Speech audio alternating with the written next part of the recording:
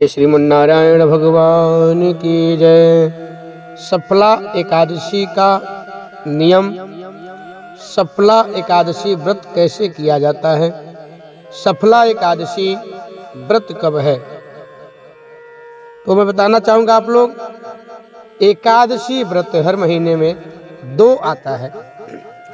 एक एकादशी कृष्ण पक्ष में आता है, दूसरा एकादशी शुक्ल पक्ष में आता है। जो लोग एकादशी का व्रत करते हैं, कुछ लोग तो ऐसे होते हैं सारा एकादशी का व्रत करते हैं, तो लोग सुबह उठ करके उन लोगों को सबसे पहले भगवान श्री नारायण भगवान विष्णु का अपने मन में स्मरण करना चाहिए।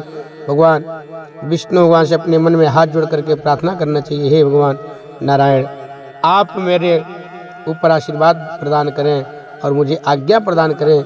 आपका मैं आज व्रत रख रहा हूँ, या स्त्री है तो बोलेंगी रख रही हूँ।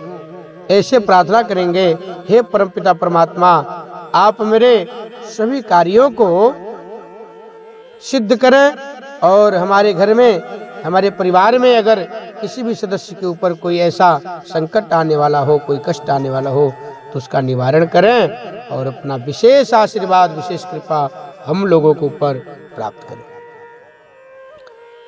सफला एकादशी पौष मास के कृष्ण पक्ष की एकादशी का नाम रखा गया है सफला एकादशी।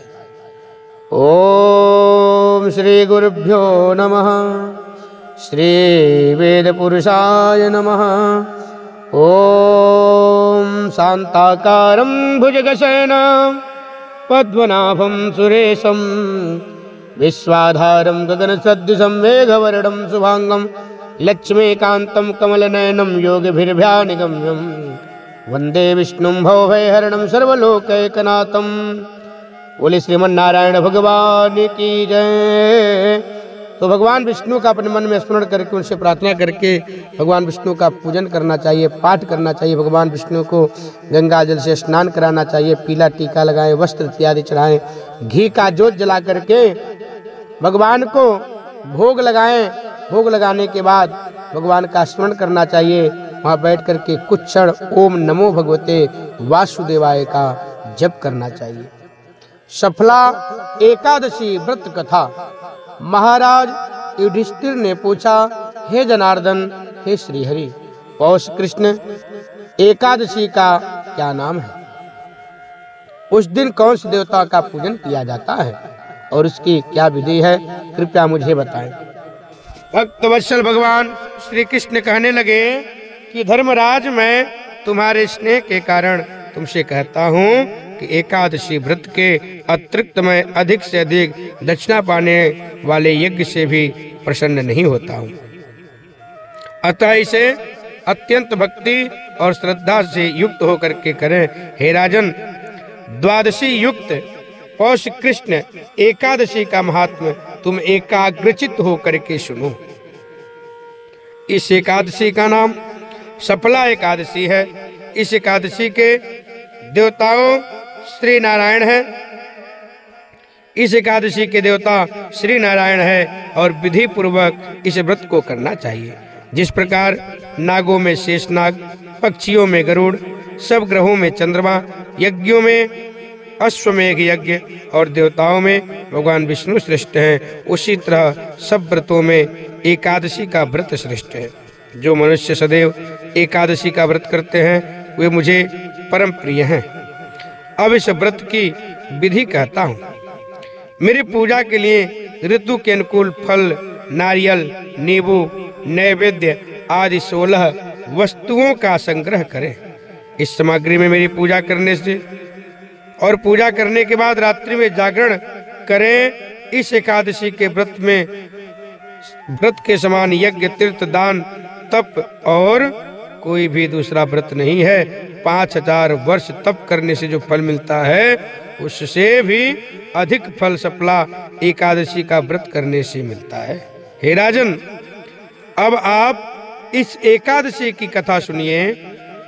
चंपावती नगरी में एक महिष्मान नाम का एक राजा राज्य करता था। उसके 4 पुत्र थे। उन सब में लुम्पक नाम वाला बड़ा राजपुत्र महापापी था। वह पापी सदा पर स्त्री और वैश्यागमन तथा दूसरे बुरे कर्मों में अपने पिता का धन नष्ट किया करता था। सदैव ही देवता, ब्राह्मण, वैष्णवों की निंदा करता था, साधु संतों की निंदा करता था। जब राजा को अपने बड़े पुत्र के ऐसे कुकर्मों का पता चला तो उन्होंने उसे अपने राज्य से राज्य निकाला दे दिया। तब वह विचारने लगा कि कहाँ जाऊं, क्या करूं। अंत में उसने चोरी करने का निश्चय किया। दिन में वह वन में रहता और रात्रि में अपने पिता की नगरी में चोरी करता, प्रजा को तंग करने और उन्हें मारने का कुकर्म करता। कुछ समय पश्चात सारी नगरी भयभीत हो गई। वह वन में रहकर पशु आदि को मारकर खाने लगा। नागरिक और राज्य के कर्मचारी उसे पकड़ लेते, किंतु राजा के भय से छोड़ देते थे। वन के एक अति प्राचीन विशाल पीपल का वृक्ष था। लोग उसकी भगवान के समान पूजा करते थे। उसी वृक्ष के नीचे वह महापापी लुम्पक रहा करता था। इस वन के लोग देवताओं की क्रीड़ा स्थली मानते थे। कुछ समय पश्चात पौष कृष्ण पक्ष की दशमी के दिन वह वस्त्रहीन होने के कारण शीत के रहते सारी रात्रि सो नहीं सका और उसके हाथ पैर अकड़ गए। सूर्योदय होते ही वह मूर्छित हो गया। दूसरे दिन एकादशी का मध्याह्न में सूर्य की गर्मी पाकर उसकी मूर्छा दूर हो गई। गिरता पड़ता वह भोजन की तलाश में निकला। पशुओं को मारने में वह समर्थ नहीं था, अतः पेड़ों के नीचे गिरे हुए फल उठाकर वापस उसी पीपल वृक्ष के नीचे आ गया। उस समय भगवान, अब आपके ही अर्पण है ये फल, आप ही तृप्त हो जाएं। उस रात्रि को दुख के कारण रात्रि को भी नींद नहीं आई। उसके इस उपाय और इस उपवास और जागरण से भगवान अत्यंत प्रसन्न हो गए और उसके सारे पाप नष्ट हो गए। दूसरे दिन प्रातः काल होते ही एक अति सुंदर घोड़ा अनेक सुंदर वस्तुओं से सजा हुआ उसके सामने आकर खड़ा हो गया। उसी समय आकाशवाणी हुई कि हे राजपुत्र, श्री नारायण की कृपा से तेरे पाप नष्ट हो गए। अब तो अपने पिता के घर वापस जाकर राज्य प्राप्त कर सकता है। ऐसी वाणी सुनकर वह अत्यंत प्रसन्न हुआ और दिव्य वस्त्र धारण करके भगवान आपकी जय हो, भगवान आपकी जय हो कहकर अपने पिता के पास चला गया। उसके पिता ने प्रसन्न होकर उसे समस्त राज्य का भार सौंप दिया और वन का रास्ता ले लिया। उसका पिता जो है वहां से चले गए जंगल में। अब लुम्पक शास्त्रानुसार राज करने लगा। उसके स्त्री पुत्र आदि सारा कुटुंब भगवान श्री नारायण का परम भक्त हो गया।